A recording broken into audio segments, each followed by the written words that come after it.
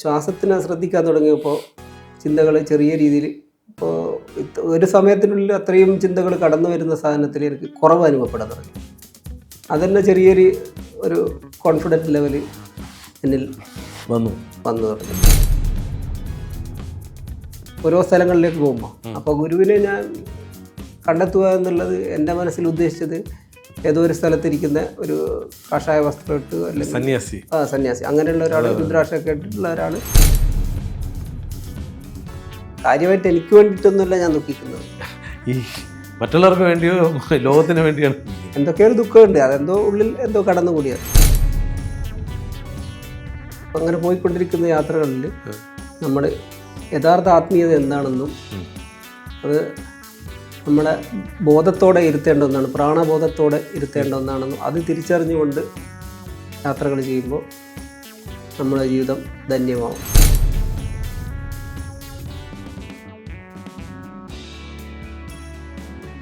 ശ്രീരാമൻ പോലും പരിഹാരം ചെയ്ത സ്ഥലമാണ് രാമേശ്വരം. എങ്ങനെയാണ് ഈ അതിൽ നിന്നാണ് പിന്നെ നമ്മൾ മുന്നോട്ട് യാത്ര ചെയ്ത് മറ്റു പല ഗുരുക്കനിലേക്ക് എത്തിയത് അല്ലേ, ഗുരുക്കന്മാരിലേക്ക് എത്തിയത്? അതെ. അതിലെടുത്ത് പറയാൻ പറ്റിയ ഗുരുക്കന്മാരാരൊക്കെ? അങ്ങനെ എടുത്ത് പറയാൻ പറ്റിയ ഗുരുക്കന്മാരാരൊക്കെ? ഞാൻ അങ്ങനെ ഗുരുക്കന്മാരുടെ അടുത്ത് എത്തിയിട്ടില്ല, പോയിട്ടില്ല.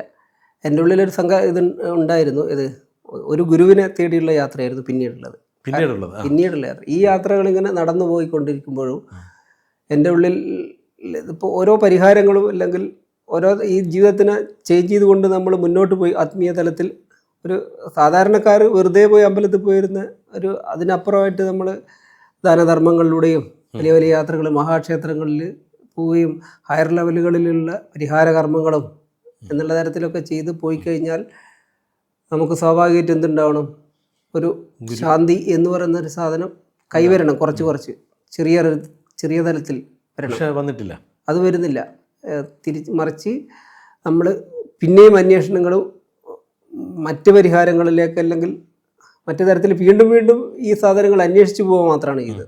ഇതിനൊരു സാറ്റിസ്ഫാക്ഷൻ എന്ന് പറയുന്ന സാധനങ്ങൾ ഇല്ലാത്തൊരവസ്ഥ.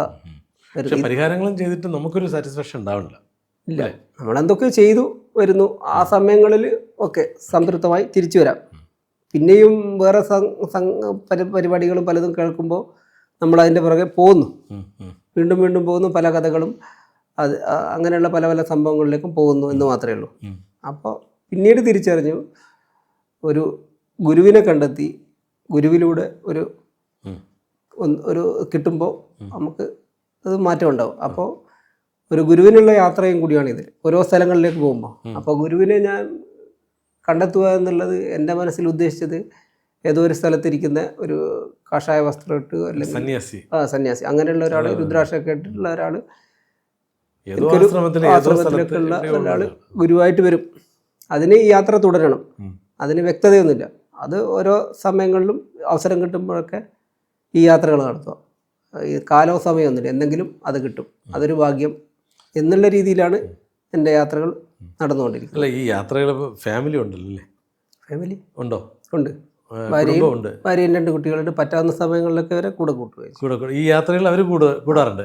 കൂടാറും. പക്ഷെ അവർക്ക് ഇത് എൻജോയ് ചെയ്യാനോ അല്ലെങ്കിൽ ഞാൻ അതായത് കുടുംബത്തോടൊപ്പം ഞാൻ മാത്രമേ എൻജോയ് ചെയ്യുന്നുള്ളൂ ഈ കാര്യത്തിൽ. അവർ പക്ഷേ എൻജോയ്മെന്റിലല്ല, ഞാൻ ഉദ്ദേശിക്കുന്ന ആ ഒരു തലത്തിലൂടെ ഒന്നല്ല അവർ പോകുന്നത്. അവർ കേവലം ഒരു യാത്ര. അതിലൂടെ വരും ഭക്ഷണങ്ങൾ കഴിക്കുക, പുറം സ്ഥലങ്ങൾ അറിയുക, ചുറ്റിക്കാണുക, കറങ്ങുക, ഒപ്പം ഈ ക്ഷേത്രങ്ങളിൽ പോകുന്നതേ ഉള്ളൂ. പോകുന്നത്. അപ്പോൾ ഞാൻ വെജിറ്റേറിയനാണ്, അവരൊക്കെ നോൺ വെജ് ആണോ? അവരൊക്കെ നോൺ വെജ് ആണ്. ബുദ്ധിമുട്ടായിരിക്കും. അപ്പോൾ അവർക്ക് പരമാവധി ഞാൻ വെജിറ്റേറിയൻ ഹോട്ടലിൽ കയറുമ്പോൾ ചെറിയൊരു മാനസിക പ്രശ്നങ്ങൾ അവർക്കുണ്ടാവും. അപ്പം പലപ്പോഴും ഞാനത് മൈൻഡ് ചെയ്യാതെ, കാരണം യാത്രകളിലൂടെ പോകുമ്പോൾ ചില അസുഖങ്ങളും ഒക്കെ വരാനുള്ള സാധ്യതകളുണ്ട്. അതിനെ പലപ്പോഴും പ്രോത്സാഹിപ്പിക്കാറില്ല. തിരിച്ചു വരുമ്പോൾ വഴികളിൽ പിന്നെ കുഴപ്പമില്ല എന്നുള്ള രീതിയിൽ മാത്രമാണ്.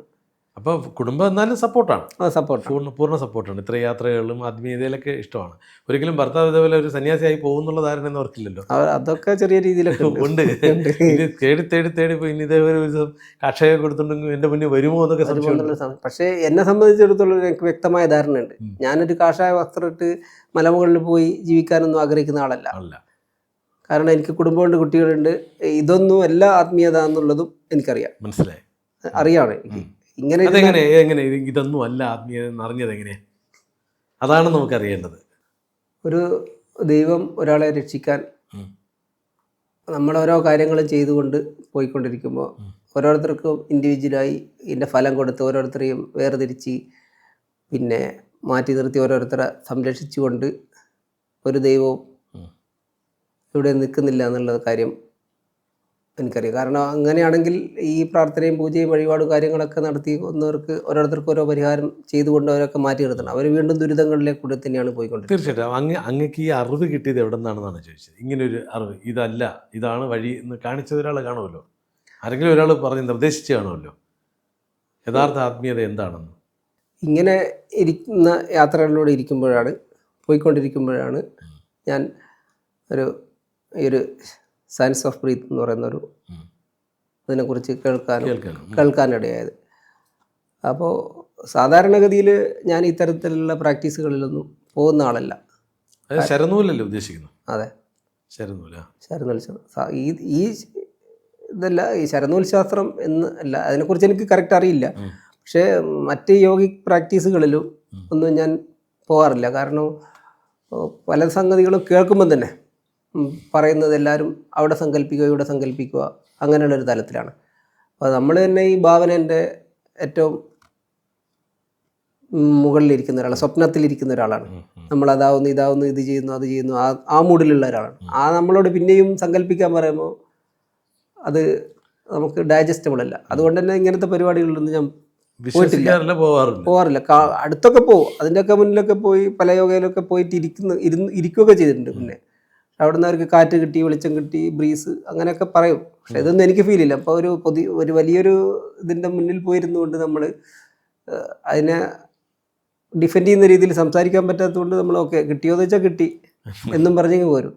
പക്ഷെ നമുക്കിതൊന്നും കിട്ടിയിട്ടില്ല. നമ്മളിതിനെ സീരിയസ് ആയിട്ട് എടുത്തിട്ടില്ല. ഒരു ഫസ്റ്റ് പോയി രണ്ടാമത്തെ സമയത്ത് തന്നെ വീട്ടിലിരുന്ന് പ്രാക്ടീസ് ചെയ്യാനോ ഇതൊന്നുമില്ല. അപ്പം തന്നെ അതിനെ റിജക്റ്റ് ചെയ്യാണ് പതിവ്. അങ്ങനെ പോയിക്കൊണ്ടിരിക്കുമ്പോഴാണ് ഈ ശരനൂൽ ശാസ്ത്രം സയൻസ് ഓഫ് ബ്രീത്തിൽ വരുന്നത്. അത് വന്നു തുടക്കത്തിൽ തന്നെ എനിക്ക് പല സംശയങ്ങളുണ്ടായിരുന്നു. അതെന്താണ് ഇതെന്താണ് എന്നൊക്കെ പറയുന്നു. അപ്പോൾ ഇതിന് വേറൊരു തലമാണ്. നിങ്ങൾ ഇതുവരെ പറഞ്ഞതും പഠിച്ചതും മനസ്സിലാക്കിയതിനൊക്കെ മാറ്റി നിർത്തിക്കൊണ്ട് ഇതിനെ സമീപിച്ചാൽ മാത്രമേ നിങ്ങൾക്ക് ഇതിൽ നിന്ന് എന്തെങ്കിലും കിട്ടാൻ പറ്റും എന്നുള്ള രീതിയിലാണ്. അതിപ്പോൾ പരീക്ഷിക്കാം എന്നുള്ളത് മാത്രമേ ഉള്ളൂ. ഇതിലെന്തെങ്കിലും ഉണ്ടെന്നോ അല്ലെങ്കിൽ അത് ഉറച്ച രീതിയിലൊന്നും ഞാൻ വിശ്വസിച്ചിട്ടൊന്നുമില്ല. പിന്നെ കൂടാതെ നമുക്ക് എന്തൊരു ഇതിന് പോകുമ്പോൾ അതായത് ഇതിനിപ്പോൾ നമുക്ക് ചെറിയ സാമ്പത്തിക മുടക്കുണ്ട്. അപ്പോൾ ആ പൈസക്ക് തുല്യമായ രീതിയിൽ എന്തെങ്കിലും തിരിച്ചു കിട്ടണം എന്നുള്ള രീതിയിൽ തുടരാം. തീർച്ചയായിട്ടും നമ്മൾ ഒരു വിദ്യ അഭ്യസിക്കുമ്പോൾ നമ്മൾ കാശ് കൊടുത്താൽ നമുക്ക് ആ വിദ്യ നമുക്ക് കിട്ടണം. അല്ലെങ്കിൽ അതെന്താണ് പഠിക്കാൻ പോയത്, ആ പഠിക്കുന്നത് നമ്മുടെ ജീവിതത്തിലേക്കോ നമുക്ക് ഉപകാരപ്പെടുന്ന രീതിയിലേക്ക് മാറണം. അത് തന്നെയാണ് ശരാശരി ആളുകളുടെ എല്ലാം ധാരണ. അങ്ങനെ ചിന്തിച്ചാൽ തെറ്റൊന്നുമില്ല. അപ്പോൾ അങ്ങനെ ഞാൻ തുടർന്നു നോക്കി. അങ്ങനെ തുടർന്നുകൊണ്ടിരിക്കുമ്പോൾ സാധാരണഗതിയിൽ ഞാൻ ഒന്നിലും അങ്ങനെ സീരിയസ് ആയിട്ട് എടുക്കുന്ന ആളല്ല. ഇത് കുറച്ച് ദിവസം തുടർന്നുകൊണ്ടിരിക്കുമ്പോൾ തന്നെ എൻ്റെ ചിന്തകളിൽ ചെറിയ രീതിയിലുള്ള മാറ്റങ്ങൾ ഉണ്ടാകാൻ തുടങ്ങി. കാരണം ഞാൻ ശ്വാസത്തിനെ ശ്രദ്ധിക്കാൻ തുടങ്ങിയപ്പോൾ ചിന്തകൾ ചെറിയ രീതിയിൽ, ഇപ്പോൾ ഒരു സമയത്തിനുള്ളിൽ അത്രയും ചിന്തകൾ കടന്നു വരുന്ന സാധനത്തിൽ എനിക്ക് കുറവ് അനുഭവപ്പെടാൻ തുടങ്ങി. അതെന്നെ ഒരു കോൺഫിഡൻറ്റ് ലെവൽ എന്നിൽ വന്നു തുടങ്ങി. പിന്നീട് അതിനെ ഞാൻ വളരെ സീരിയസ് ആയി കാണുകയും അതോടൊപ്പം ഞാൻ ഇതുവരെ വേറെ ഏതോ ഒരു മലമുകളിലോ എവിടെയോ തേടിക്കൊണ്ടിരുന്നൊരു ഗുരുവിനെ ഞാൻ കണ്ടെത്തി എന്നുള്ള, ഇതാണ് ശരിയായി ഞാൻ തേടിയ ഗുരു എന്നുള്ള ഒരു ബോധ്യം എന്നിലുണ്ടായി. ഇത് ഇത്തരം പ്രാക്ടീസ് ചെയ്തപ്പോഴേ സാധാരണ സ്വാഭാവികമായിട്ട് ചോദിക്കുന്ന ചില ക്വസ്റ്റ്യൻസ് ഉണ്ട്. ഇപ്പം നിങ്ങളിപ്പം വിദേശത്താണ്. അപ്പോൾ അത്യാവശ്യം എനിക്കൊന്നും നല്ല ജോലിയിലാണ്. അപ്പോൾ സാമ്പത്തികം കിട്ടാൻ സാധ്യത കൂടുതലാണോ, അല്ല നമ്മളിപ്പോൾ അവിടെ സാമ്പത്തികം ഉണ്ട്, അതിനെ മെച്ചപ്പെടുത്താനാണോ നമ്മൾ ഇത്തരം പ്രാക്ടീസുകൾ ചെയ്യുന്നത്? എന്നെ സംബന്ധിച്ചിടത്തോളം സാമ്പത്തികം മെച്ചപ്പെടുത്തുക എന്നുള്ളൊരു ലെവലല്ല. അത്യാവശ്യം വീട്ടിൽ കഴിഞ്ഞുകൂടാനുള്ള എല്ലാ വകയുണ്ട്, അതൊക്കെ നടക്കുന്നുണ്ട്. അപ്പോൾ നമ്മളെ മാനസിക നില മാറുക, ജീവിത രീതികൾ മാറുക, ദുഃഖം എന്ന് പറയുന്ന ഒരു അവസ്ഥ സ്ഥായിയായി എൻ്റെ ഉള്ളിലുണ്ട്. സ്ഥായിയായിട്ട് അത് ചെറുപ്പത്തിൽ കടന്നുകൂടിയ ഒരു സംഭവമാണ്. ട്രോമയാണോ? ചെറിയ രീതി, ചെറിയ ട്രോമകളുണ്ട്, ഇല്ലാത്ത. പക്ഷെ നമ്മുടെ ജീവിതത്തിൽ അങ്ങ് അവസാനം വരെ ആ ട്രോമ കൊണ്ട് നടക്കുമ്പോഴാണ് നമുക്ക് പ്രശ്നം വരുന്നത്. ഇതിൻ്റെ ഒരു പ്രശ്നം പിന്നെ സാറ്റിസ്ഫാക്ഷൻ ഇല്ലാത്തൊരവസ്ഥ അതുണ്ട്. നല്ല രീതി ഇപ്പോൾ ഹാപ്പിനെസ് ഉള്ളൊരു സമയം എന്താണ്, എന്നാലും ഒരു ചെറിയ ദുഃഖം എവിടെയോ ഒളിഞ്ഞു കിടക്കുന്നുണ്ട്.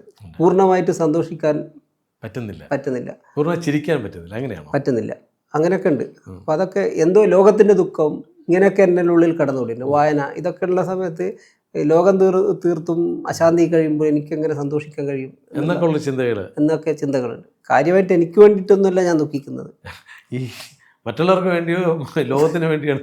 എന്തൊക്കെയോ ഒരു ദുഃഖമുണ്ട്, അതെന്തോ ഉള്ളിൽ എന്തോ കടന്നുകൂടിയത്, ആ ഒരു ദുഃഖമായിരിക്കാം. അതിനൊക്കെ ഒരു ബ്രേക്ക് ഇതിലൂടെ ഉണ്ടായിട്ടുണ്ട്. കാരണം ഒരു വ്യക്തത. ഇപ്പോൾ ഞാൻ ഇപ്പം പറയുമ്പോൾ ചിലപ്പോൾ ദുഃഖം ഉണ്ടാവും എനിക്ക്, പക്ഷെ ഞാൻ ദുഃഖിക്കുന്നതിൽ വലിയ കാര്യമില്ല എന്നുള്ളത് തിരിച്ചറിയുന്നത് ഇപ്പോഴാണ്. കാരണങ്ങളറിയാം. ഞാൻ ദുഃഖിക്കുന്നതിന് പ്രത്യേകിച്ച് കാരണങ്ങളൊന്നുമില്ല.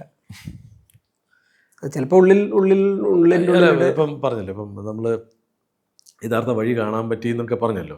അപ്പം നമ്മൾ ഇത്രയും കാലം നമ്മൾ യാത്രകളുണ്ടായിരുന്നില്ല. ഇപ്പം ഈ ഒരു എന്താണോ അതിനെ അന്വേഷിച്ചുള്ള യാത്രകളായിരുന്നു, അതൊക്കെ വെറുതെ ആയി എന്ന് തോന്നുന്നുണ്ടോ? ഇപ്പം വെറുതെ ആയെന്ന് തോന്നില്ല. കാരണം ആ യാത്രകളാണ് എന്നെ ഇവിടെ എത്തിച്ചത്. എക്സ്പീരിയൻസ്. ഞാൻ വഴിതെറ്റാതെ യഥാർത്ഥ ഗുരുവിൻ്റെ അടുത്ത് വന്ന ഒരാളാണ്. സാധാരണ ആളുകൾ ഒരുപാട് വേണ്ടാത്ത പല സ്ഥലങ്ങളിലും പോയി സമയവും പണവും ഒക്കെ നഷ്ടപ്പെടുത്തി ഒന്നും കണ്ടെത്താതെ വളരെ വിഷമിച്ച് നിൽക്കുന്ന ആളുകളാണ് പലരും. അതേസമയം എന്നെ സംബന്ധിച്ചിടത്തോളം ഞാൻ പോയ യാത്രകളെല്ലാം മഹാക്ഷേത്രങ്ങളിലും അങ്ങനെയുള്ള സ്ഥലങ്ങളിൽ മാത്രമാണ്. വേറെ ഏതെങ്കിലും ഉള്ള, അതായത് ഫാൾട്ടായിട്ടുള്ള ഗുരുക്കന്മാരെടുത്തോ അങ്ങനെയുള്ള ആരെടുത്തും ഞാൻ പോയിട്ടില്ല. വലിയ സാമ്പത്തിക ചിലവാക്കിയിട്ടോ അങ്ങനെയുള്ള ഇപ്പോൾ മഹാക്ഷേത്രത്തിൽ പോയാൽ അവിടെ പോയിട്ട് ഒരു തിരി കത്തിച്ചു നോക്കുക. നമ്മളെ ഉള്ളിൽ വെളിച്ചം, ഈ പ്രപഞ്ചത്തിന് വെളിച്ചമാകുന്ന രീതിയിൽ ഒരു കാക്ക വിളക്ക് വെച്ച് അതിൽ ഒരു തിരി വെച്ച് അതിന് 5 രൂപയെ വിലയുള്ളൂ. ആ ഒരു കാക്ക വിളക്ക് വാങ്ങിച്ചുകൊണ്ട് അവിടെ ഞാൻ കത്തിച്ചു വെക്കും. അത് മതിയല്ലേ? അത് മതി. അതെ, അത്രയും. ഇപ്പോൾ കഠിന വ്രതമൊക്കെ എടുത്ത് നമ്മൾ ശബരിമലയിൽ പോകുന്നു, 61 ദിവസം ഒക്കെ വ്രതമൊക്കെ എടുത്ത് പോകുന്നവരുണ്ട്. ഇപ്പം ഇന്ന് നമ്മളിരിക്കുന്ന ദിവസം ഭയങ്കര ഒരു പ്രത്യേകതയുള്ള ദിവസമാണ്. മകരവിളക്കിൻ്റെ അന്നാണ് നമ്മുടെ ഈ ഇൻ്റർവ്യൂ നടന്നുകൊണ്ടിരിക്കുന്നത്. അപ്പോൾ അത്തരം യാത്രകൾ നമ്മൾ ഈ വ്രതം നോക്കി പോകുന്നു, നമ്മൾ അർപ്പിച്ചാണ് പോകുന്നത്, സ്വാമിയായി പോവുകയാണ്. അപ്പം ഇതിലേക്ക് വന്നപ്പോൾ അതും ഇതും തമ്മിലുള്ള ഡിഫറൻസ് എന്തെങ്കിലും പറയാൻ പറ്റുമോ? അങ്ങനെ ചെയ്യേണ്ട കാര്യമുണ്ടോ എന്നാണ് എൻ്റെ ഒരു ചോദ്യം. അങ്ങനെ വ്രതം പിടിച്ചൊക്കെ പോകേണ്ട കാര്യമുണ്ടോ? വ്രതം പിടിക്കുമ്പോൾ നമുക്ക് ഒരു മാനസികവും ശാരീരികവുമായ ഒരു സുഖം നമ്മളിൽ സംജാതമാവും, ഉണ്ടാവും. അപ്പോൾ ആ ഒരു ലെവലിൽ തന്നെ വ്രതം എന്ന് കരുതി നമ്മളെല്ലാത്തിൽ നിന്നും മാറി നിന്നുകൊണ്ടെന്നില്ല. ഇതിൻ്റെ പൊതു ഉദ്ദേശം എന്താണോ ആ ഉദ്ദേശത്തിനെ കാത്തു സൂക്ഷിച്ചുകൊണ്ട് തന്നെ വീണ്ടും ജീവിതത്തിലേക്ക് പോവുകയാണെങ്കിൽ അത് ഗംഭീരമാണ്. അപ്പം മല ചവിട്ടുന്നതൊക്കെ ഗംഭീരം തന്നെയാണ്, നല്ലതാണ്. മല ചവിട്ടുക എന്നുള്ളതല്ല, അതായത് നമ്മൾ ഇപ്പോൾ പൊതുവെ അറിയില്ല, ഗംഗയിൽ കുളിച്ചാൽ എല്ലാ പാവവും മാറുന്നു. അപ്പോൾ കുളിച്ച് കയറിയ ഉടനെ തന്നെ വീണ്ടും പാവം ചെയ്തിട്ട് കാര്യമുണ്ടോ? ഇല്ല. അപ്പോൾ അതുകൊണ്ട് ഇതിൻ്റെ ഉദ്ദേശം എന്താണോ അത് തിരിച്ചറിഞ്ഞുകൊണ്ട് വീണ്ടും പിന്നീടുള്ള കാലം ജീവിക്കുകയാണെങ്കിൽ അതിനുള്ളൊരു ചവിട്ടുപടി മാത്രമാണിത്. അതെ, മനസ്സിലായി.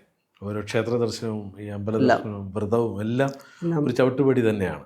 ഒരിക്കലും ആ ചവിട്ടുപടി തിരിച്ചറിഞ്ഞു കഴിഞ്ഞാൽ നമ്മുടെ ജീവിതം സന്തോഷകരമായി ധന്യമായി. അങ്ങനെ പോയിക്കൊണ്ടിരിക്കുന്ന യാത്രകളിൽ നമ്മൾ യഥാർത്ഥ ആത്മീയത എന്താണെന്നും അത് നമ്മുടെ ബോധത്തോടെ ഇരുത്തേണ്ട ഒന്നാണ്, പ്രാണബോധത്തോടെ ഇരുത്തേണ്ട ഒന്നാണെന്നും അത് തിരിച്ചറിഞ്ഞുകൊണ്ട് യാത്രകൾ ചെയ്യുമ്പോൾ നമ്മുടെ ജീവിതം ധന്യമാവും. നമ്മൾ എപ്പോഴും പ്രാണബോധത്തിലേക്ക് നമ്മുടെ ഉള്ളിൽ ഈ വിളങ്ങി നിൽക്കുന്ന സത്യം, ഈ ശ്വാസം, അതിനെ വിശ്വസിച്ചുകൊണ്ട് അതിലൂടെ യാത്ര ചെയ്യാനാണ് എല്ലാ ഇതും പറഞ്ഞുകൊണ്ടിരുന്നത്.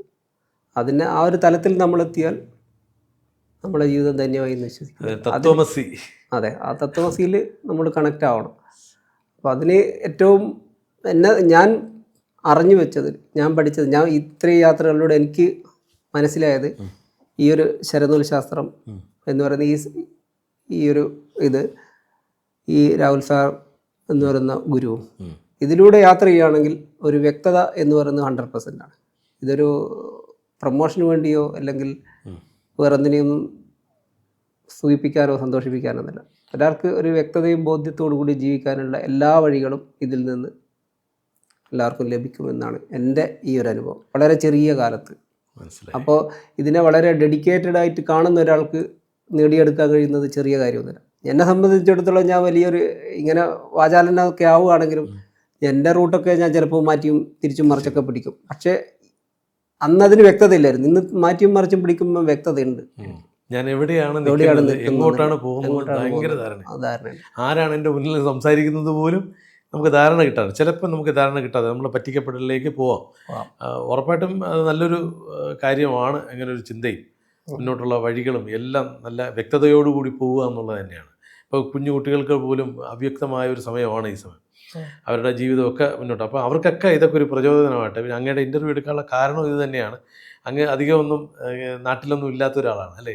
എത്ര വർഷമായി നാട്ടിൽ വന്നിട്ട്? എല്ലാ വർഷത്തും വരാറുണ്ട്. കൂടുതൽ പ്രവാസ ജീവിതത്തിൽ ഇങ്ങനെ പോകുമ്പോൾ അവിടെ ഇതിനോട് എവിടെയാണ് സ്ഥലം? ഏത് രാജ്യത്താണ്? കുവൈറ്റിൽ. അവിടെ ഇതേപോലെയുള്ള പ്രാക്ടീസിനോ അല്ലെങ്കിൽ അങ്ങനെയുള്ള സംവിധാനങ്ങൾക്കൊന്നും പ്രശ്നമില്ല? അവിടുത്തെ ക്ലൈമറ്റോ നിയമങ്ങളോ? നമ്മൾ റൂമിൽ വെച്ച് ചെയ്യണം, അല്ലാതെ പുറമെ ആരുമില്ല. ഇത് കണ്ടിട്ട് ആരെങ്കിലും കൂടെ താമസിക്കുന്നവരോ അല്ലെങ്കിൽ കൂടെ വർക്ക് ചെയ്യുന്നവരൊക്കെ മാറ്റങ്ങൾ ചേഞ്ചൊക്കെ പറഞ്ഞിട്ടുണ്ടോ? ഇല്ല, നമ്മൾ ചെയ്യുന്നത് രാവിലെ വെളുപ്പിന് 3:30 മണി ആ സമയത്താണ്. ബാക്കി എല്ലാവരും ഉറങ്ങുന്ന സമയത്താണ് നമ്മൾ ചെയ്യുന്നത്. ഓക്കെ, എന്തായാലും വളരെ സന്തോഷം നമ്മുടെ ഫ്ലോറിൽ വന്ന് ഇത്തരം അനുഭവങ്ങൾ പങ്കിട്ടതിന്. ഒരുപാട് പേർക്ക് അതൊരു മാർഗമാവട്ടെ എന്ന് ഞാൻ പ്രതീക്ഷിക്കുകയാണ്. Thank U.